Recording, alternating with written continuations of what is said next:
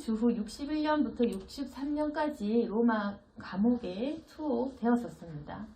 그래서 이렇게 감옥에 투옥된다라는 것은 인간적인 시각에서 보면 복음 전파에 상당히 지장을 초래할 만한 일인 것이 분명했습니다. 그래서 빌립보 교인들은 매우 염려했을 것이고 또 그들의 염려가 바울에게까지 전달됐을 것입니다. 그런데 바울이 말하는 것은 도리어 이러한 나의 이 감옥에 갇힌 투옥된 이 상태가 도리어 복음의 진보가 되었다라고 이야기를 하고 있습니다. 우리가 생각하는 그 시각과 바울이 보는 시각은 굉장히 다른 것이었습니다. 우리가 생각할 때 감옥에 갇혔다라고 하면 인간적인 생각으로 나는 자기가 방해하는구나, 하나님이 막으시나, 내가 뭘 잘못했나, 또는 하나님이 왜 나를 건져주지 않는가, 이렇게 생각을 하고 있겠지만 바울은 도리어 로마 시위대 사람들에게도 복음을 전할 수 있게 되었다. 하여튼 이렇게 아주 긍정적인 생각으로 내가 감옥에 가면 감옥에 있는 사람들에게 전할 수 있다라고 생각을 하면서 오히려 그 상태를 통해서 내가 더 많은 사람에게 복음을 전할 수 있다라고 생각을 하는 것입니다. 그래서 하나님께서는 바울에게 굉장히 많은 고난과 시련을 허락을 하셨고 복음을 증거하는 자에게 허락하신 것은 능력과 담대한 그런 지혜 이런 것도 있지만 감옥에 투옥되고 매를 맞고 그리고 배가 또 파손이 된다든지 죽을 뻔한 상황에 처한다든지 이런 여러 가지 방해를 하나님께서는 절대로 막지 않으셨습니다. 오히려 예수님 믿는 모든 제자들이 그러한 풍파와 시련을 겪도록 하셨습니다. 그래서 바울은 걱정하는 교인들에게 이렇게 말합니다. 형제들아, 내가 당한 일이 도리어 복음 전파의 진전이 된 줄 너희가 알기를 원한다. 13절에 이러므로 나의 매임이 그리스도 안에서 모든 시위대 안과 그 밖에 모든 사람에게 나타났으니 형제 중 다수가 나의 매임으로 말미암아 주 안에서 신뢰함으로 겁없이 하나님의 말씀을 더욱 담대히 전하게 되었느니라.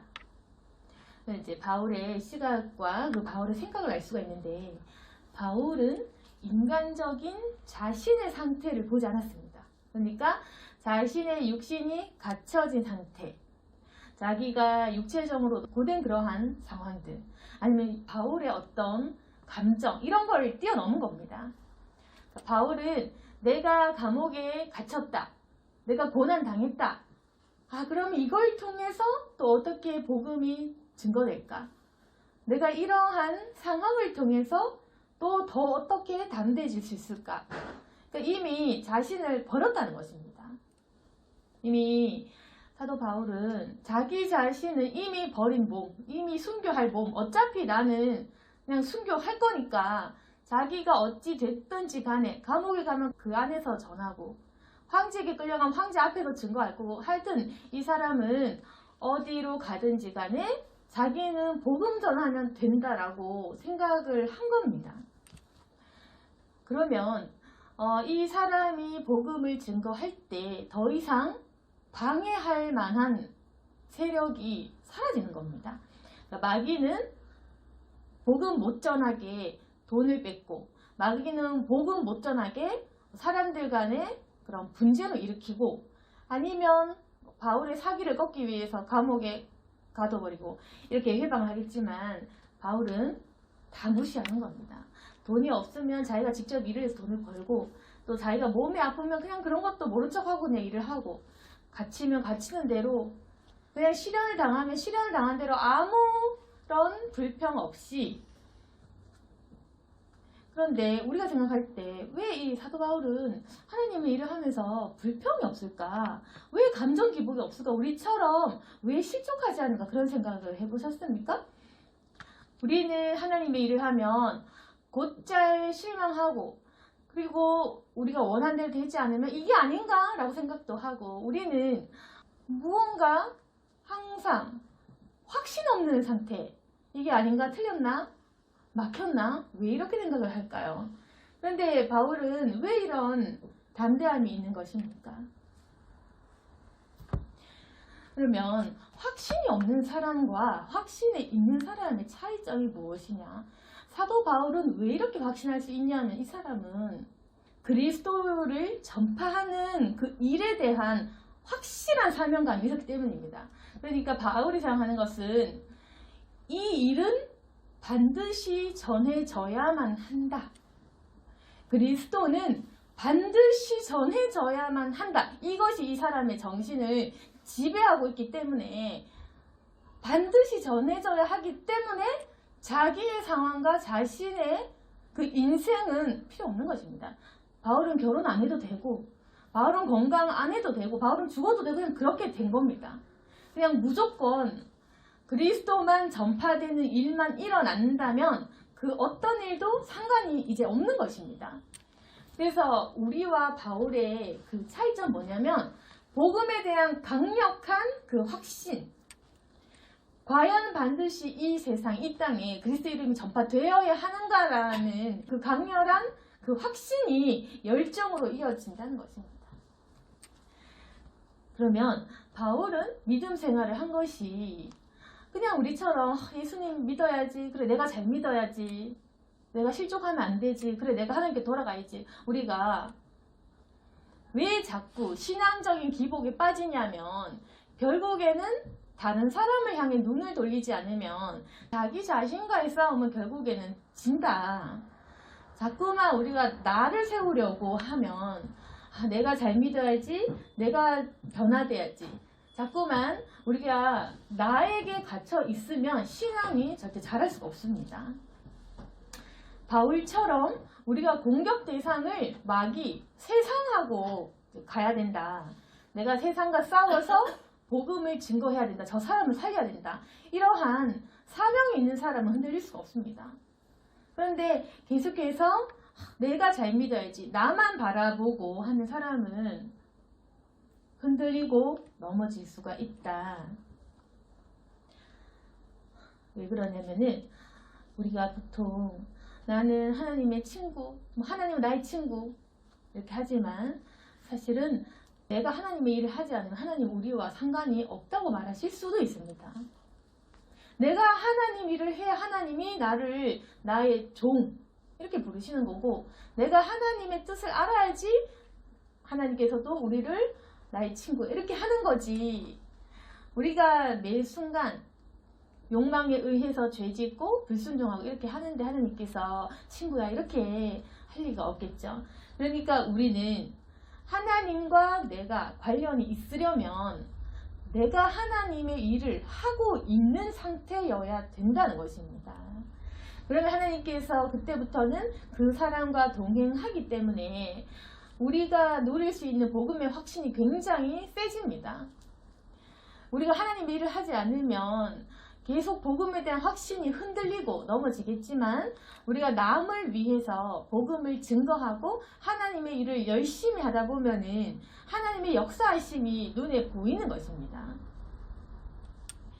그렇게 되면 우리가 신앙심도 더 강력해지고 하나님께서는 우리가 구하는 능력들에 응답도 해주십니다. 그런데 바울같이 능력이 있고 똑똑하고 그리고 교회를 많이 세우고 선교를 많이 하고 이렇게 하면 모든 사람들이 은혜 받으면 좋겠지만 실제적으로는 또 바울이 가는 곳마다 시기 질투는 일어났다는 겁니다. 아무리 초대교회 교인들이 뜨거웠다 해도 예수님을 똑같이 믿는 사람이라 해도 바울이 다니는 곳마다 사실상 인간에 의해서 일어난 투기와 질투는 일어났다. 그래서 15절에 보시면 어떤 이들은 투기와 분쟁으로 어떤 이들은 착한 뜻으로 그리스도를 전파하나니, 그래서 여기에서도 보시면 두 가지 무리가 있는데 결국에는 착한 뜻으로, 그러니까 정말 복음 전하려고 그냥 예수님 때문에 그리스도 전하는 무리가 있고, 또 어떤 사람들은 투기와 분쟁으로, 그러니까 이 사람들은 어떤 사람들이 있냐면 바울이 감옥에 갇혔으니까 잘됐다 싶어가지고 뭔가 바울을 공격하기 위한 마음을 가지고 증거를 했다는 것입니다. 시기 질투 때문에. 그래서 바울을 질투했기 때문에 바울을 꺾으려고 그리스도를 전파하는 이런 일들도 일어났다는 것입니다.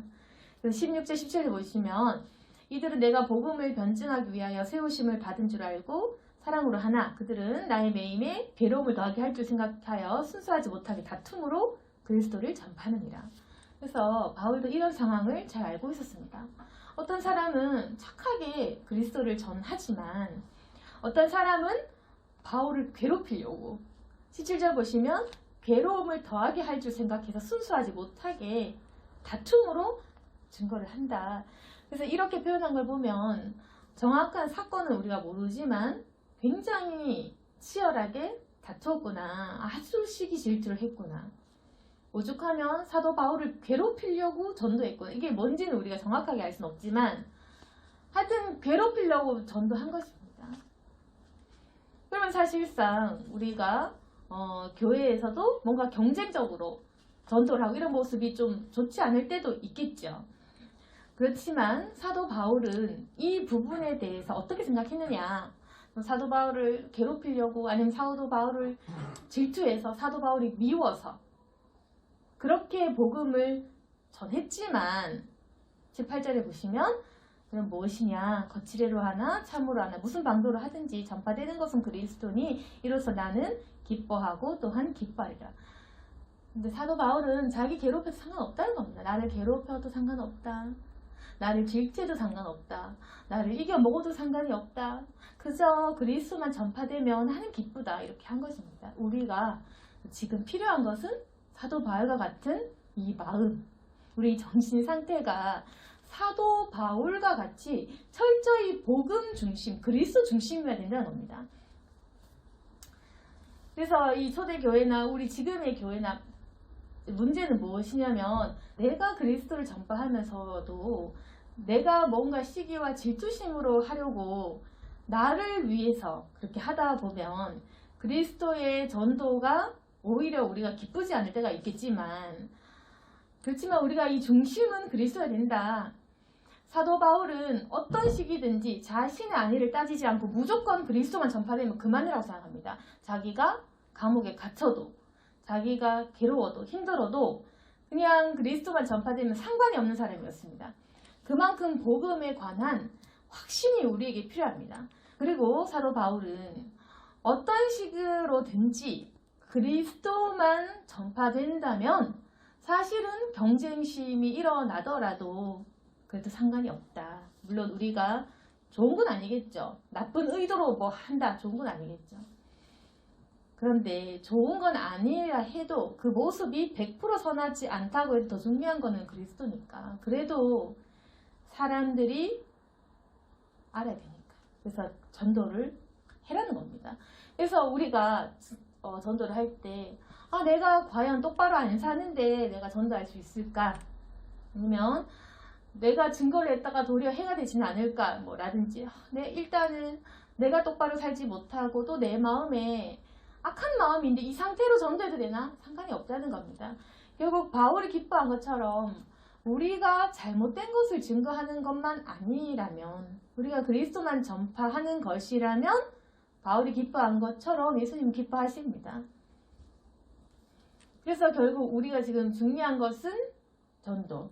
19절에 보시면 이것이 너희의 간구와 예수 그리스도의 성령의 도우심으로 나를 구원에 이르게 할 줄 아는 고로.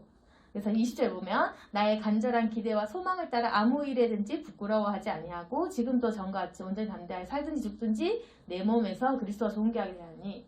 그래서 사도 바울은 되게 명언을 남기는데 그게 빌립보서 1장 21절에 보면 내게 사는 것이 그리스도니 죽는 것도 유익함이다. 이런 명언을 남깁니다. 결국에는 살든지 죽든지 상관없다. 나에게 사는 것이 그리스도니 죽는 것도 유익하다. 이게 바로 복음을 증거하는 증인의 참된 자세인 것입니다. 그래서 사는 것이 유익한 건데 자꾸 이 사람이 하는 말은 죽는 것도 유익하다. 왜? 내 안에 그리스도가 사니까 나는 죽어도 좋다라는 말입니다. 그런데 우리가 지금 살려고 해도 발버둥을 치고 있지 않겠습니까? 먹고 살기 위한 발버둥, 그리고 살기 위해서, 더 잘 살기 위해서 노력하고 열심히 일하고 있는데, 이 사람은 별 의미가 없는 겁니다. 살든 죽든 죽어도 상관이 없는데 잘 사는 게 무엇이 의미가 있겠습니까? 그래서 이 사람은 죽는 것도 난 유익하다. 순교해야 된다면 그게 복음을 증거하다. 그럼 나는 순교해야지. 결국에는 내가 하나님 미래를 내가 죽어서라도 그리스도 전파되는 게 낫지라는 그 깨달음. 그 깨달음이 어디서 왔겠습니까? 담에색성으로 가는 길에서 예수님 만나는 순간 그 깨달음이 확 와버린 것입니다. 원래는 예수님 핍박하던 사람인데, 원래는 예수님 제일 싫어하고 그런 거 아니라고 했던 사람인데, 그 성령의 빛을 만나자마자 예수님의 음성 듣자마자 이 사람한테 변화된 겁니다. 아, 이건 해야 된다. 이건 반드시 해야 된다. 이거는 할 수밖에 없다. 내가 사는 거, 결혼하는 거, 애 낳는 거 중요한 거 아니다. 그러니까 죽어도 되는 일이다. 이 일은 내가 목숨 바쳐야 되는 일이다. 이렇게 생각한 것입니다. 그래서 사도 바울은 아주 많은 지역을 다니면서 복음을 전하고 선교를 하고 교회 세우고 이렇게 성경을 많이 적고 그리고 순교했습니다. 그래서 우리가 생각했을 때 사도 바울의 삶과 나의 삶은 너무나 다르고도 관련이 없어 보이지만 결국 우리가 지향해야 하는 것은 이러한 삶입니다. 우리가 지향해야 될 것은, 우리가 또 본받아야 될 사람도 역시 사도 바울과 같은 그런 사람입니다. 그런데 지금은 사실 순교하는 시대가 좀 아니라면 아니고 우리가 단지 열정만 있으면 복음을 증거할 수 있는 시대가 왔습니다. 이때는 증거하면 예수 믿으면 바로 죽이고 하니까 순교했겠죠. 근데 지금 우리가 예수님 전에도 아무도 우리를 뭐라 하지 않지만 그래도 안 하죠. 게을러서. 그렇다면 하나님께서 우리를 보실 때 나의 충성스러운 종아 하겠습니까? 아니면 게으르고 악한 종아 하겠습니까? 이렇게 우리가 전하기 쉬운 세대에 살고 있는데도 우리는 도리어 이런 복음의 확신이 없이 계속해서 나약해서 나를 바라보고 나를 행복하게 하기 위해서 계속 살다 보니까 이러한 열정이 자꾸만 떨어진다. 오늘 말씀을 통해서 우리가 사도 바울처럼 나도 그리스도를 전파해야 되는데 아직까지는 나는 왜 전해야 되는지는 모르겠다라고 생각하신다면 예수님을 먼저 만나보기 원합니다. 왜냐하면 사도 바울도 예수님 만나기 전에는 그렇지 못했으니까 예수님을 만나면 이 일은 반드시 해야 됩니다. 안 믿는 가족이 있다면 반드시 해야 됩니다. 천국에 보내야 되기 때문에 반드시 해야 되고 물론 하나님께서 선택하신 백성이 있지만 그래도 하나님께서는 그런 행위나 이런 것들을 사람을 통해 하십니다. 우리 예수 믿을 때 어떻게 믿었죠? 갑자기 꿈에서 나타나서 그렇게 믿은 사람 없을 거고 결국에는 교회를 통해 사람을 통해 전도 행위를 통해서 믿거나 아니면 부모를 통해 믿거나 하여튼 둘 중에 하나인데 결국 사람을 통해 교회를 통해 믿지 않았겠습니까? 그러니까 복음을 전파하는 분이 예수님이시지만 그 일은 반드시 사람을 통해 하신다. 그럼 내가 전도를 통해 얻을 수 있는 또 유익은 무엇인가? 우리가 전도를 해본 사람만이 아는데 전도를 하면 나의 기도 응답이 쉽게 이루어지는 경우가 있습니다. 그건 왜 그러냐면 내가 하나님의 일을 하면 하나님은 내 일을 하시기 때문에 그러니까 먼저 그의 나라 의를 구하라 그래야하면 너에게 이 모든 것을 더하시라 말씀도 있고 하나님께서는 가장 기뻐하는 일을 하시는 사람에게 축복을 주십니다. 근데 우리도 그냥 상식적으로 생각해보면 하나님의 일도 하지 않고 그냥 주여 저 좀 이런 거 저런 거 응답해 주세요 하는 사람하고 오히려 달라고 안 하고 그냥 하나님의 일을 계속하고 하나님만 생각하는 사람이 있다면 누구에게 하나님께서 축복을 하시겠습니까? 그리고 하나님께서도 자신의 영혼을 살리는 자에게 기름 부으시고 일을 맡기시고 그 사람이 필요한 것들을 부어주십니다. 그래서 기도응답은 전하는 자, 증인된 자 그들에게 일어난다. 저도 살면서 기도응답을 제일 많이 받은 적은 전도 많이 할 때, 그때가 제일 많은 기도응답을 누렸습니다. 그래서 복음을 증거할 때는 뭐든지 응답이 되는 그런 개인적인 경험이 있는데, 이거는 그냥 해보면 알겠지만 내가 전도를 위해 기도하면 하나님께서는 필요한 것들을 주시는 경험을 우리가 할 수가 있습니다.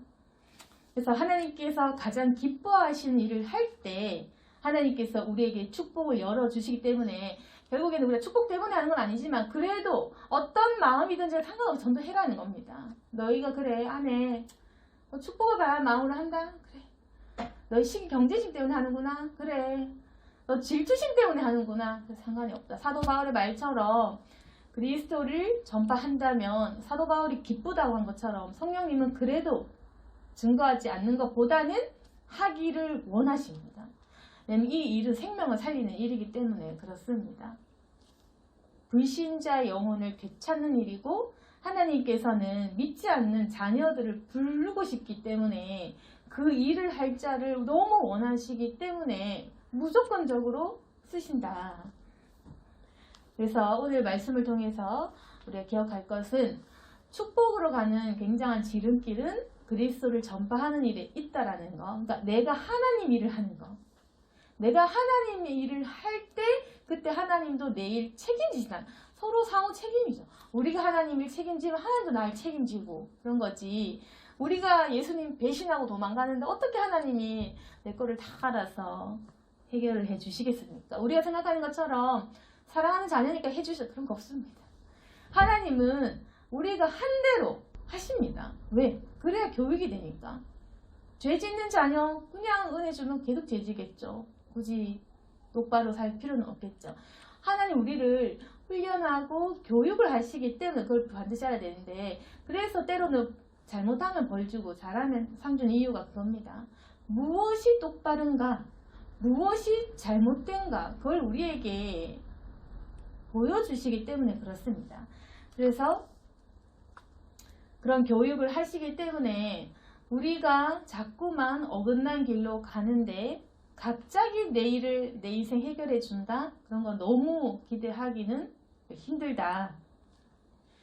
그렇다면 우리가 나는 하나님도 누리고 싶고 축복받고 싶고, 그러면 아주 쉬운 것은 그리스도를 전하는 거. 그러면 그 사람은 생명을 살리는 일에 참여하는 것이 되기 때문에 그 사람에게는 하나님이 많은 응답을 주십니다.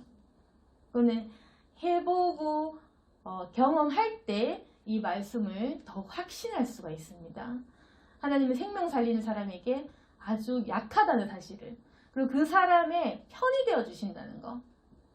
사도 바울에게 능력 다 주신 것처럼 병 고친 능력부터 감옥에서 천사 보내서 열어준 것부터 해서 굉장히 능력을 많이 주신 것처럼 하나님께서는 자신의 일을 할 자에게 부어주신다. 그런데 우리가 자꾸만 나 자신에만 갇혀 있으면 경험할 수 있는 하나님의 영역은 많이 작다는 것입니다. 오늘 말씀을 정리하겠습니다. 우리가 어떤 마음을 가졌든지 간에 그리스도를 전파하는 것은 굉장히 중요한 것이고, 사도 바울에게서 배울 수 있는 것은, 사도 바울은 자신의 상황이 어떻든지 간에 어떤 시기와 경쟁심에도 불구하고 하나님만 전파된다면 기뻐했습니다. 그럼 우리도 이제는 감정에 휩쓸리지 말고 남이 전도 잘한다고 부러워하지도 말고 남이 전도 잘한다 기뻐하십시오. 아, 저 사람이 전도 잘해서 저렇게 하나님 일을 기뻐해야 되고, 나는 전도 한 명도 못했는데 옆에 사람이 10명 100명 해와도 기분 나빠하지 말고, 아, 저 사람이 그리스도를 전파했으니까 기뻐해야 되고, 그렇게 사도 바울같이 기뻐해야 됩니다. 그래서 그리스도로 인해서 기뻐하고, 우리 모두는 주님의 사람이고 전해야 될 사명이 있는 사명자들이니까 이 말씀을 통해 그리스도를 전파하기 노력하는 저와 여러분이 되기를 소망합니다. 아멘. 기도하겠습니다. 거룩하신 하나님 아버지, 이제까지 저희들의 믿음을 지키기에도 사실은 급해서 하나님을 증거한다는 생각까지는 못하고 살아왔습니다. 주여, 나만 천국 가면 된다는 아니라는 생각 때문에 정작 하나님이 무엇을 보시는지, 하나님이 무슨 마음을 품으시고 어떠한 눈물을 흘리고 어떠한 애통하는 마음을 가진지는 전혀 우리가 생각하지 않았습니다. 하나님과 교통하지 못하고 주님의 마음을 알지 못한 채로 혼자서만 신앙생활을 하고 있었습니다. 주여, 하지만 이제는 우리가 하나님의 마음을 품기를 원하고 주와 함께 회개하고 애통하고 또한 그리스도의 사랑으로 사랑할 수 있는 저희들이 되길 원합니다. 이제는 우리와 함께 하여 주시고 동행하여 주옵소서. 주여, 우리는 예전에는 악했지만 이제는 선하고 거룩한 길로 가기로 결단한 사람들입니다. 주여, 우리에게 축복하여 주시고 또한 우리를 불쌍히 여겨 주시옵소서. 사도 바울 같은 믿음 없지만 사용하여 주시고 능력 주시고 주여 회복시켜 주시옵소서. 증거할 수 있는 담대한 입술을 주시고 또한 하나님 복음을 기뻐할 수 있는 마음을 주옵소서.